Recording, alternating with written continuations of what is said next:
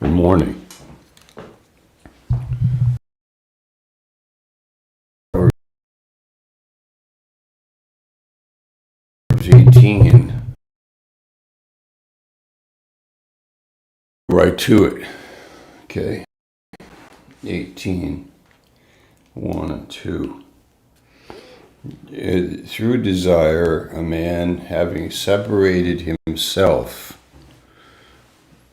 seeks and intermeddles with all wisdom. I have the Amplified. Let me read it from the Amplified also. He who willfully separates and estranges himself from God and man seeks his own desire and pretext to break out against all wise and sound judgment. Now, I think you have seen or known people who have separated themselves from society and maybe family, friends, and they, in their mind, they are living in a world of pretexts. They have fabricated a whole way of excusing themselves, and they have their own mind is and what they live in is greater than objective checking and testing them, checking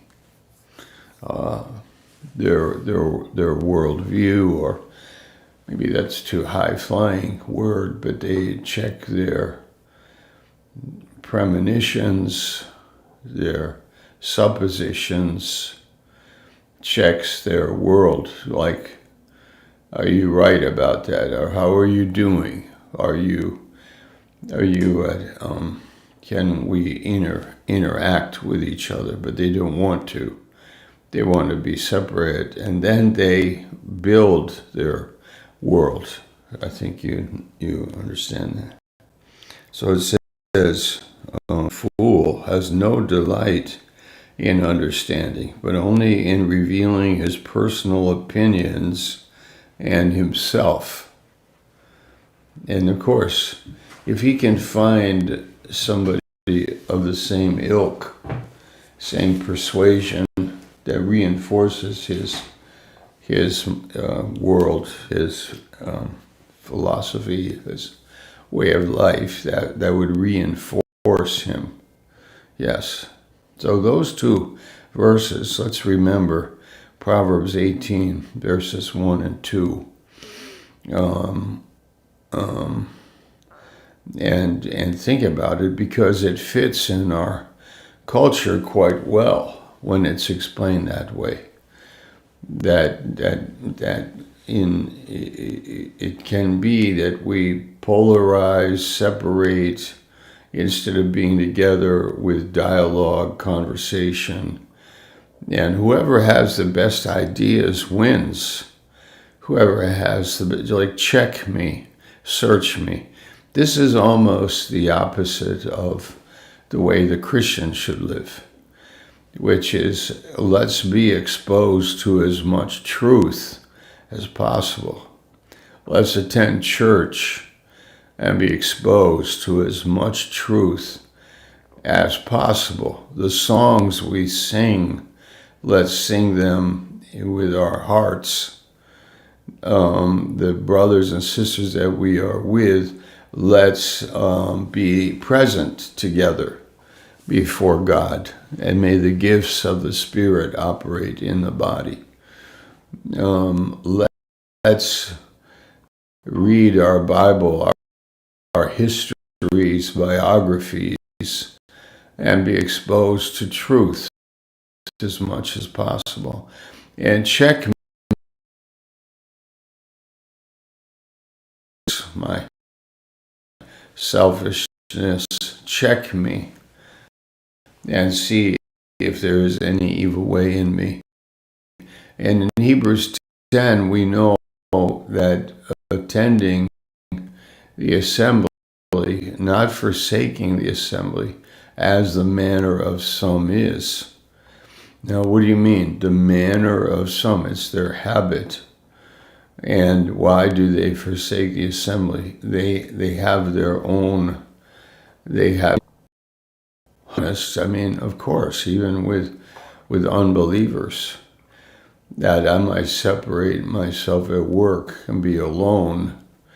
I might separate myself from, a softball team I'm with, or with friends or relatives. I might separate myself and break out against sound judgment. But of course, the believer has the great asset of being exposed to a greater degree of wisdom, the wisdom that is from above, the wisdom that comes from the Spirit, the wisdom from the Word, the wisdom from humble people who are obedient, and faithful to God. It's a good word. Really, it is. And I think there's a whole message in there for us, drawing near. Now, there is the good part of separating myself. There is the good part where you see Jesus did it, Moses did it, you see David did it in the Psalms, the secret place, the hiding place. You see Paul did it in Arabia. We see the apostles did it. They separated themselves unto prayer and the ministry of the word. And there's a hiding place. Jesus in Luke 6:12 went alone off in the early morning or in the night. He was out all night praying. And maybe that's something we should do too. Be separated unto God, of course, in our spiritual. Enter the closet where your Father sees you.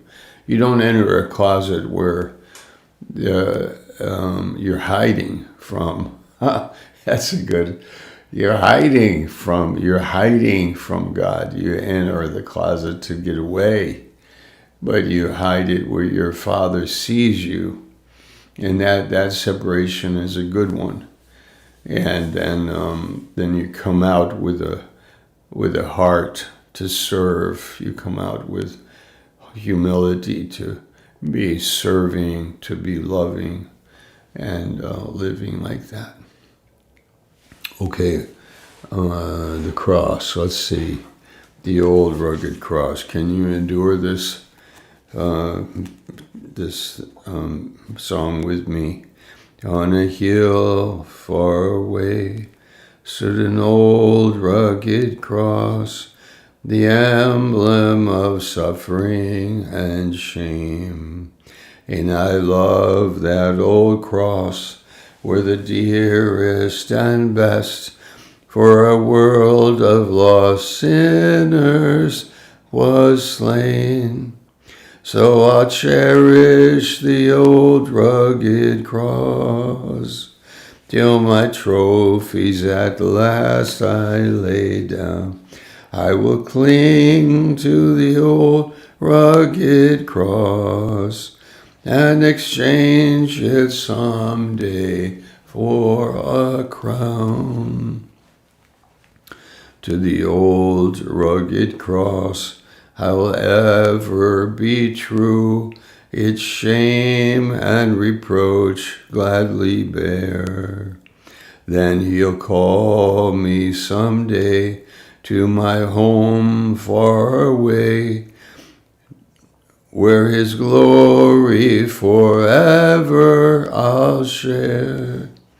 So I'll cherish the old rugged cross till my trophies at last I lay down.